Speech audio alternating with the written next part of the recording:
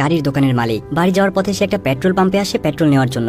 সেখানে সে একজন বৃদ্ধ কর্মচারীকে পেট্রোল দিতে বলে, কিন্তু ওই কর্মচারী ভুল করে অনেক বেশি টাকার পেট্রোল দিয়ে ফেলে। আর তার এই ভুলের জন্য ওই বৃদ্ধ লিন জংসুকে 2টা পানির বোতল দিয়ে ক্ষমা চায়। এরপর সে গাড়িতে বসে তার স্ত্রীকে কল করে। সে একটা কেক কিনে বাড়ি ফিরছিল, কেননা আজকে তার মেয়ের জন্মদিন। তবে তার মেয়ে একটা কুকুরছানা চাইছে, কিন্তু লি জংসু তাকে বলে এত ছোট বাড়িতে তারা কুকুরছানা নিতে পারবে না। আর এই বলে সে ফোনটা রেখে দেয়। কিছুক্ষণের মধ্যেই সে একটা টানেলের ভেতরে এসে পৌঁছে। এই টানেলটা দিয়ে যাওয়ার সময় হঠাৎ করেই সে কিছু অদ্ভুত শব্দ শুনতে পায়, যেন কেউ এই টানেলটাকে ভাঙার চেষ্টা করছে। তবে এই শব্দটাকে সে ইগনোর করে সামনের দিকে যেতে থাকে, আর এটাই তার জীবনের জন্য একটা কাল হয়ে দাঁড়ায়। হঠাৎ করেই পুরো টানেলের বিদ্যুৎ চলে যায়। লি জংসু তখন কিছুটা ঘাবড়ে যায়। সে পেছনে তাকিয়ে দেখতে পায় টানেলটা ভেঙে যেতে শুরু করেছে।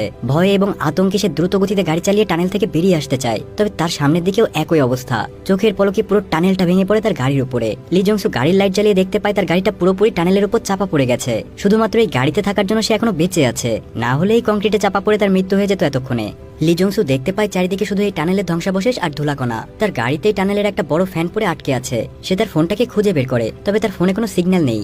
অনেক চেষ্টা করার পর সে গাড়ির এক কোণে একটু সিগন্যাল খুঁজে পায়, আর সাথে সাথে সে ইমার্জেন্সি নাম্বারে কল করে দেয় আর তার পরিস্থিতির কথা জানিয়ে দেয়। তবে লি জংসুর কথা কেউ সিরিয়াসলি নিচ্ছিল না। খুবই ক্যাজুয়াল ভাবে তারা কথা বলছে, যেন কিছুই হয়নি। এরপর যখন রেস্কিউ টিম টানেলের সামনে আসে, তখন তাদের টানেলের অবস্থা দেখে একদম হুশ উড়ে যায়, কারণ এটা কোনো সাধারণ দুর্ঘটনা নয়। সম্পূর্ণ টানেলটা ভেঙে চাপা পড়ে গেছে পাহাড়ের নিচে। এখান থেকে কাউকে উদ্ধার করা প্রায় অসম্ভব ব্যাপার। এদিকে সব নিউজ চ্যানেলে খবর ছড়িয়ে পড়ে। আসলে 1 মাসের কম সময় হলো এই টানেলটা চালু হয়েছে, তাতেই এত বড় দুর্ঘটনা। তবে ভালো ব্যাপার হলো নতুন রাস্তা হওয়ায় এই টানেল দিয়ে বেশি লোক যাতায়াত করে না। তবে একজন ব্যক্তি যে টানেলের নিচে চাপা পড়েছে তা মিডিয়া জেনে গেছে। লি জংসুর স্ত্রী টিভিতে দেখতে পায় চাপা পড়ে থাকা ওই লোক আর কেউই নয়, বরং তার স্বামী। আর এটা দেখে সে প্রচুর ঘাবড়ে যায়। অন্যদিকে লি জংসু সেখানে চাপা পড়ে খুবই ঘাবড়ে গেছে। সে বুঝতে পারছে না সে কি করবে। সমস্ত নিউজ চ্যানেল লি জংসুকে ফোন করার চেষ্টা করছে।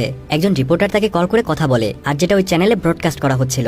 রিপোর্টার তাকে জানায় এই রেস্কিউ মিশনে অনেক সময় লাগবে, তার কাছে যথেষ্ট খাবার আছে কিনা, যথেষ্ট পানীয় আছে কিনা, ইত্যাদি ইত্যাদি। এসব শুনে লি জংসু একদমই অবাক হয়ে যায়। আর এই নিউজ স্টেশনের রেস্কিউ অফিসার ডিকুং সোজা ওই রিপোর্টারের কাছে যায় আর ফোনটাকে কেটে দেয়। সে বোঝায় তাদের ফোনে কথা বলার কারণে যদি লি জংসুর ফোনের ব্যাটারি শেষ হয়ে যায় তাহলে কি হবে। লি জংসু যদি তাদের সাথে কথা বলতে না পারে তাহলে সে ঘাবড়ে যাবে, প্যানিক করবে, এমনকি তার হার্ট অ্যাটাকও হতে পারে। যদি এর জন্য তার মৃত্যু হয় তাহলে কি তার দায় রিপোর্টার নেবে? ডিকুং অফিসারদেরকে বলে রিপোর্টারদেরকে সেখান থেকে সরিয়ে দেয়। এদিকে লি জংসু রিপোর্টারের কথা অনেক ভয় পেয়ে নিজেই রেস্কিউ টিমের কাছে কল করে। সে প্রচুর রেগে গিয়ে তাদেরকে বলতে থাকে কেন তাকে বাঁচাতে আসছে না, তাকে বাঁচাতে কত সময় লাগবে। ডিকুং তাকে এমন ঘাবড়াতে দেখে প্রথমে তাকে শান্ত হতে বলে, এরপর বলে রেস্কিউ টিম তাকে অবশ্যই বাঁচিয়ে আনবে, তবে তার আগে কিছু প্রশ্নের জবাব দিতে হবে তাকে। সে জিজ্ঞাসা করে সে টানেলের মধ্যে কতটা দূরে গিয়েছিল। লি জংসু বলে আমি প্রায় টানেলের মধ্যভাগে ছিলাম, আমার গাড়ির উপর একটা ফ্যান ভেঙে পড়ে আছে। ডিকুং টানেলের ম্যাপের মধ্যে ফ্যানগুলোর লোকেশন মার্ক করে। এরপর তাকে জিজ্ঞাসা করে আপনার ফোনে কতটা চার্জ আছে। লি জংসু জানায় 75%। এরপর ডিকুং তাকে সবকিছুই বলে দেয়। তাকে বলে দেয় যে তাদের এই রেস্কিউ মিশনে অনেকটা সময় লাগবে, তাই তারা শুধুমাত্র তাকে দুপুর 12টায় কল করবে, বাকি সময়